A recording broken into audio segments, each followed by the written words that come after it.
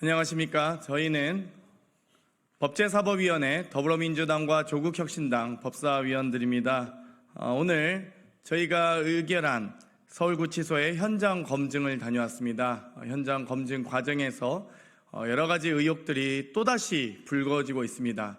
이와 같은 사실관계를 확인하기 위해서 보다 더 면밀한 조사가 필요하겠다라는 결실을 얻어왔습니다. 기자회견에 앞서서 먼저 참석하신 분들 소개해 올리도록 하겠습니다. 이성윤 의원님 참석하셨습니다. 서영교 의원님 참석하셨습니다. 전현희 최고위원님 참석하셨습니다. 조국혁신당 박은정 의원님 참석하셨습니다.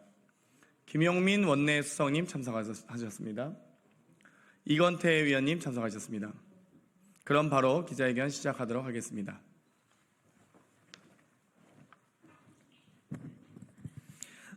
오늘 민주당 법사위는 장시호의 출장 기록을 확인하기 위해서 서울구치소를 방문했습니다.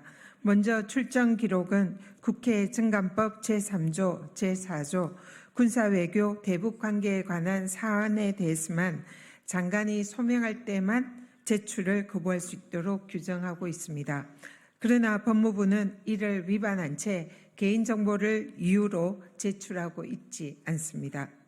장시호의 출정 기록은 민주당, 조국혁신당 법사위원들이 여러 차례 위원회의 의결을 거쳐서 요구한 자료임에도 불구하고 이렇게 현장 검증까지 이어지게 한 법무부의 위법적인 행태에 대해서 강하게 경고하며 법적인 조치가 뒤따를 것임을 경고합니다. 장시호 법정 구속 전후 50일에 17회 검찰 출정 자체가 상식적이지 않고 이 출정 과정에서 기록되지 않은 출정 또는 검사와의 만남이 가능한 검찰 출정 시스템의 허점이 이번 현장 검사에서 여실히 드러났습니다. 구치소 검증에서 확인한 세부 사항을 말씀드리겠습니다. 첫째, 2018년 2월 11일 장시호 아들의 생일날 장시호가 특검 1112호에 출정한 기록을 확인했습니다. 이는 정다은 증인이 생일 파티 사진을 보았다라는 증언의 신빙성을 더하는 기록입니다. 김영철 검사는 이때는 이미 대검으로 자리를 옮긴 후라며 변명을 하고 있으나 어느 누구도 생일 파티의 장소가 김영철 검사실이라고 한 적이 없었습니다. 이제 특검 1112호가 누구의 사무실인지 확인해야 할 것입니다.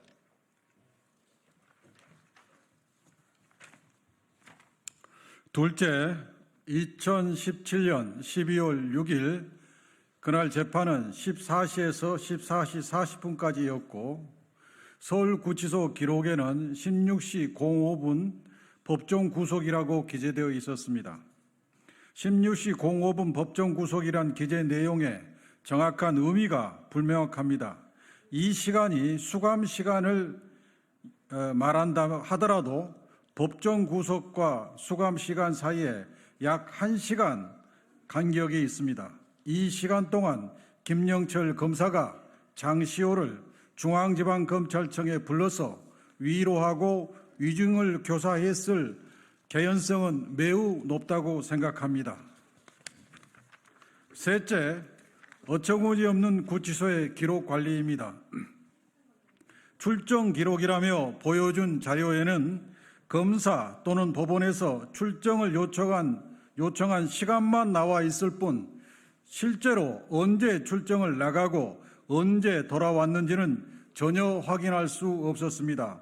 심지어 장시호가 법정 구속당한 2017년 12월 6일 입감 기록을 확인하기 위해 구치소 측에 여러 자료를 요구하였으나 정확한 입감 시간을 알 수 없었습니다. 넷째, 장시호의 1심이 끝나고 항소심 진행 중에도 특검과 서울중앙지검에 하루가 멀다 하고 출정을 시켰습니다. 특검에 13회, 중앙지검에 3회 출정을 나갔습니다. 이미 기소한 순간 수사가 끝났음에도 피고인을 불러 수사한다는 것은 있을 수 없는 일이며 있어서도 안 되는 일일 것입니다. 쓸데없이 이미 1심 선고가 난 장시호를 수차례 특검과 중앙지검에 부른 이유를 검찰이 밝혀야 할 것입니다. 이를 밝히지 못하는 것은 장시호에게 황제 수감 특혜를 준 것으로밖에 볼 수 없고, 이는 명백하게 직권을 남용한 것으로 탄핵 사유에 해당한다고 보여집니다.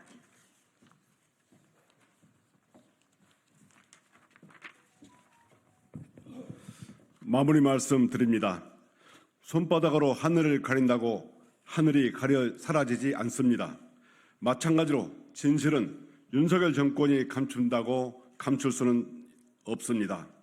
오히려 드러나는 진실과 민심의 파도를 윤석열 검찰 정권만 모르고 있을 뿐입니다.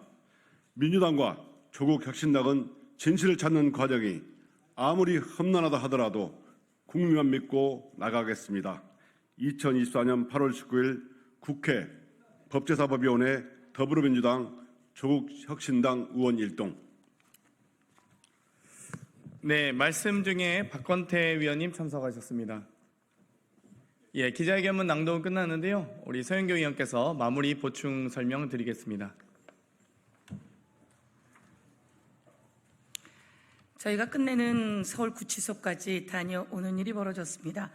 서울구치소 갔다 왔더니 정확한 것은 특검에 장시호가 조사를 받으러 간 게 약 68회 정도 된다는 겁니다. 국민 여러분, 이해가 가십니까? 아무리 그래도 이해가 가십니까? 장시호가 68회, 50일에 그리고 17번 해서 68회 정도 출정을 했습니다. 이것은 뒷거래가 있지 않고는 있기 어려운 내용이다라고 하는 것이 많은 사람들의 의견입니다. 너무나 많은 출정이 의혹을 사고 있습니다. 그리고 오늘 받았던 자료에 의하면 2월 11일 장시호 아들 생일입니까? 그날 그 장시호가 출정했다라고 하는 기록이 나와 있습니다. 그리고 김영철은 2월 5일 날 자기는 다른 곳으로 갔습니다라고 얘기하는데요. 2월 5일 직전인 2월 4일에도 장시호가 특검에 갔었던 기록이 오늘 확인되었습니다. 그리고 저희가 확인하는 과정에서 좀 특이한 게 있었습니다. 김영철이 장시호를 부른 2017년 2월 10일입니다. 2월 10일 날 수사 기록에는 밤 9시 10분에 검찰의 특검에 도착했다고 되어 있음에도 불구하고 오늘 기록에는 2월 10일 7시 45분에 특검으로 데려다 달라라고 했다고 기록이 나와 있습니다. 이것은 앞뒤가 맞지 않습니다. 특검에서 요구하기를 19시 45분에 불러달라라고 이야기를 했으면 보통 그 전에 가는 게 맞음에도 불구하고 검찰 수사 기록에는 밤 9시 10분에 도착했다 이렇게 나와 있습니다. 무엇인가 맞지 않습니다. 그리고 오늘 정다은이라고 하는 증인이 장시호와 함께 서울구치소에 있었다는 것이 확인되었습니다. 그 과정에서 검사는 피의자와 사적인 관계를 맺으면 안 됩니다. 그런데 사적인 관계의 내용이 청문회 과정에서 모두 드러났습니다. 이에 대해서 아무도 반박하지 못하고 있습니다. 오빠라고 부르면서 오케이라고 답했던 그 문자, 그리고 공유 숙박시설에 같이 있었다고 했던 그 내용, 이것에 대해서 반박하지 못하고 있습니다. 정다은 증인은 그날 숙박시설을 예약한 예약 기록과 그리고 장시호로부터 돈을 주고받은 거래 내역까지 있다고 했습니다. 그럼에도 불구하고 국민의힘이 김영철을 두둔하고 있는 것은 아닌지 참으로 안타까운 일입니다. 김영철은 잘못한 게 있으면 국회에서 이를 다 따져 잘못에 대해서 처벌하게 하는 것이 국회가 해야 될 임무라고 말씀드리겠습니다. 이상입니다. 예, 이상으로 저희 더불어민주당 그리고 조국혁신당 기자회견을 마치도록 하겠습니다. 감사합니다.